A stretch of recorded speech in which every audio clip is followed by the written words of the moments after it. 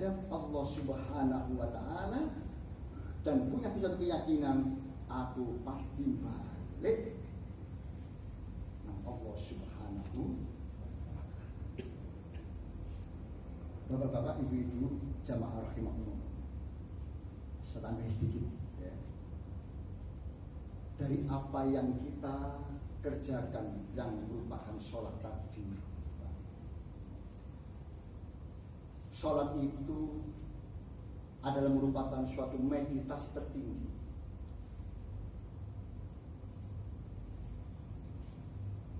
Kalau dalam istilah sufi, mengasingkan barang sejenak, meninggalkan urusan-urusan dunia yang senantiasa menggelincirkan kita. Maka dengan hidroterapi, dengan mandi junub, dengan berwudu dan lain sebagainya itu akan mengurangi beban psikis kita, karena itu adalah merupakan terapi dari Allah Subhanahu wa Ta'ala. Mengasingkan barang sejenak karena apa? Merupakan suatu autosugesti. Karena apa? Ada doa yang teratur paling tidak 5 kali sehari. Sholat.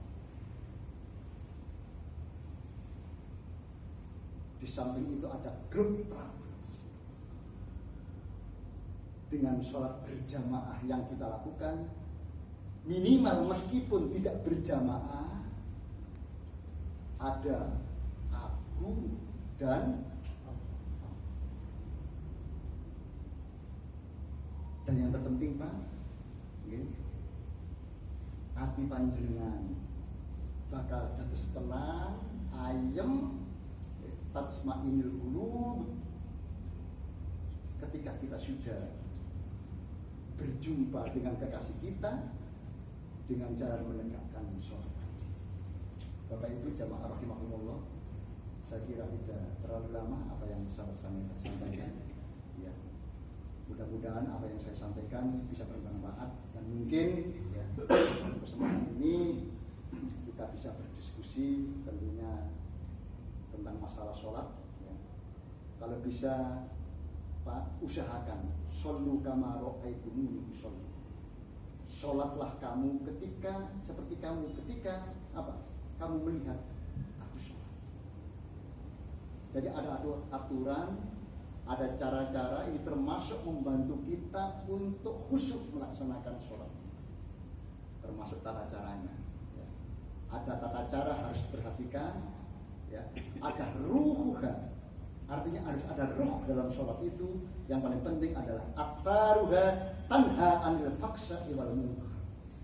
Mohon maaf, ketika orang itu sudah menegakkan sholat, melaksanakan sholat, tetapi tidak bisa mencegah dari perbuatan keji dan mungkar, mereka tidak bertambah dekat dengan Allah, tapi mereka bertambah jauh dengan Allah. Lam yazdad minallah illa qurba.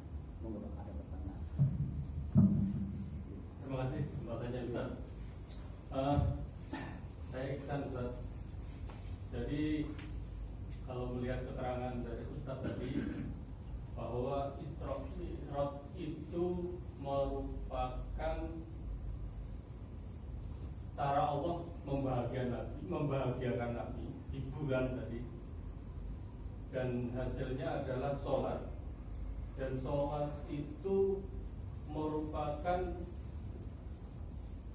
media kita untuk selalu bahagia juga gitu. Jadi peristiwa Isra Mi'raj adalah peristiwa Allah membahagiakan Nabi, dan hasilnya sholat yang menjadi sumber kebahagiaan kita, baik sebelum sholat mulai wudu, kemudian kita berjumpa ketika kita sholat itu kita menghadap Allah juga. Apakah begitu? Benang merah dari apa yang disampaikan Ustaz tadi? Iya. Ayat-ayat di dalam Al-Quran itu kan juga banyak di samping hadis tadi. Iya. Ya Bilal arifni bisolah, wahai Bilal hiburlah aku dengan sholat. Iya. Termasuk dalam surat Al-Ma'arij tadi. Iya. Ya. Ada orang yang senantiasa memang diciptakan oleh Allah Subhanahu wa taala ini sudah mempunyai sifat keluh kesah. Sambat. Ya. Lek dikurangi rezekine sambat, lek ditambah rezekine ya mbak kikir. Obatnya ilal musholin tadi. Alladzina hum ala sholatihim daimun, kecuali orang-orang yang mengerjakan sholat dengan istiqomah, ajak. Memang ini hiburan, sholat itu hiburan. Makanya ketika hati kita sedih, ya, ketika hati kita ini gundah, pikiran kita ini sumpah, dipersilakan oleh Rasulullah, ambil air wudhu, sholat 2 rakaat. Karena apa? Hiburan. Makanya ketika sholat itu sebenarnya persoalan kita harus selesai. Karena medianya sudah kita laksanakan tadi. Alladzina amanu wa tasma'inu qulubuhum bi dzikrillah, ala bi dzikrillah tasma'inul qulub. Dan soal roh. Ya. Orang-orang yang beriman, yang hatinya merasa tenang dengan mengingat Allah. Ya, termasuk sholat. Ketahuilah wahai orang-orang yang beriman, dengan mengingat Allah, hati kita akan menjadi tentram, akan menjadi tenang. Jadi memang hiburan Pak, sholat ini. Seperti itu. Maka ketika kita ini sholat, ya, kita ini bahagia, harus bahagia. Boleh sumpah, boleh sumpah. Berarti nggak ada atharuha tadi, nggak ada bekasnya sholat tadi. Seperti itu. Mau nggak Pak? Waalaikumsalam. Ini pertanyaan sekaligus ada cerita ya. Iya, mau. Jadi dengan segala keterbatasan kami, Pak Ustaz, kami ini memiliki anak usia 9 tahun, Pak Ustaz, kelas 3 SD.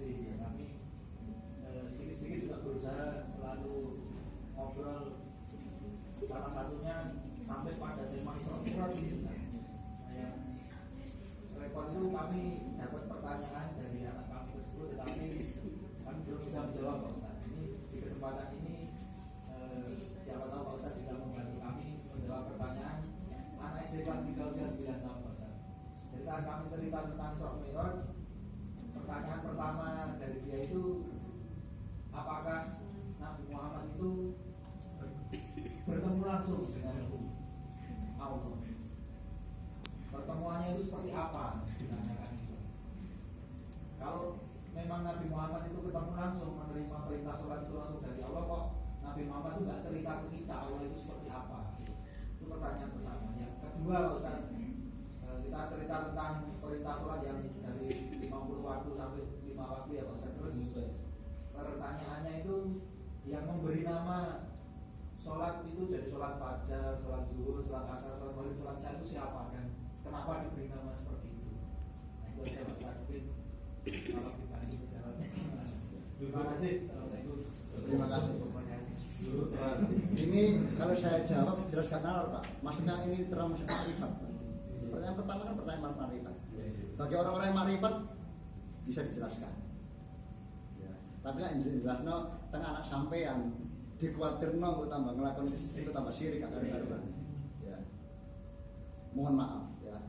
Isra Mi'raj ini Rasulullah SAW ditemani oleh malaikat Jibril dan Mikail. Ya. Apakah langsung bertemu? Mohon maaf. Jelek. Menungso langsung bertemu kalian Allah Pak. Gunung terus hancur, boten ngatasi Pak. Nggih. Boten ngatasi. Jadi tetap melalui Jibril, malaikat-malaikat tadi. Bertemu langsung artinya perintah langsung ya Allah. Gak menurut saya Bu. Nggih. Ya ada Pak. Gusti Allah itu gak full, Gusti Allah gak anu. Jadi berbeda dengan kalau diceritakan ya, artinya langsung bertemu dengan Allah, tapi mohon maaf ya Tidak kita bertemu tidak seperti kita, tidak seperti kita. Seperti yang saya katakan tadi, ketika kita berbicara masalah Allahu Akbar, Akbar Gusti Allah bisa lihat. Kalau kita bisa membayangkan bukan yang kayak itu. Iya. Langsung begitu. Laisa kamitslihi syai'un. Laisa kamitslihi syai'un. Kalau sing madani. Sing dimaksud akbar itu ya. Makanya digambarkan di surat Al-Baqarah 115 tadi. Walillahil masyriqu wal maghribu fa aina ma tuwallu fasamma wasyurru innallaha wasyur. Bilang saja kekuasaannya yang besar. Kehendaknya yang besar. Pengawasan Allah meliputi, maksudnya begitu aja Pak, meliputi seluruh alam ini. Karena apa? Alam ini berada dalam genggaman Allah. Makanya kalau kita belajar tauhid dalam sifat yang nomor 6, wahdaniyah, itu dikupas. Mohon maaf. Tegese Gusti Allah suci date, suci sifate, suci penggawe. Makrifat itu. Suci date kamu tasil ora, kamu fasil ora.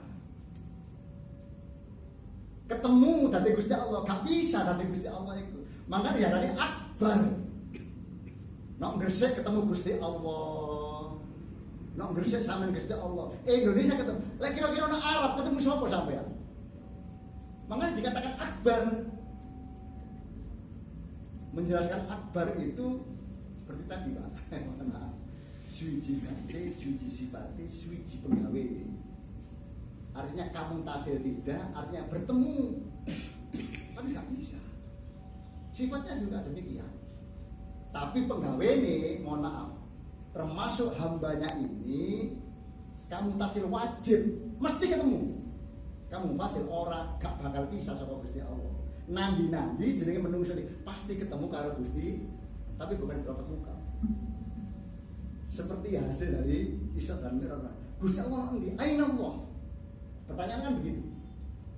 Ketika ada sahabat bertanya, Aina Allah? Maka sampai turun Al-Baqarah ayat 186 itu. Wa idza salaka ibadi anifa ini qarib. Lek hamba-hambaku Muhammad takut masalah ngomong aku ide gitu aja. Bahkan dalam surat Qaf surat yang ke-50 ayatnya 16, nahnu aqrabu ilaihi min hablil. Gusti Allah iku luwe ide timbangane urat pernapasan kita. Artinya tidak boten jenggelek itu Pak, boten jenggelek. Jadi giringannya begini Pak. Ketemu langsung tapi apa ya? Dalam pengawasannya, dalam boten bertatap muka kan. Artinya wajhullah, wajah Allah. Tidak ada yang mampu Pak untuk bertemu seperti itu. Musa kan jerungu bener. Kepengin nggih ngomong langsung tapi dawuhe ngono. Tapi boten mampu teng mriki. Jadi harus paham masalah itu. Jika diuraikan Pak, jenengan salah tengah anak sampean, dikhawatirkan membekas nanti Pak. Akhirnya salah memahami, nanti bisa menjadikan syirik. Gusti Allah yang jenggelek ngono, Gusti Allah yang jenggelek.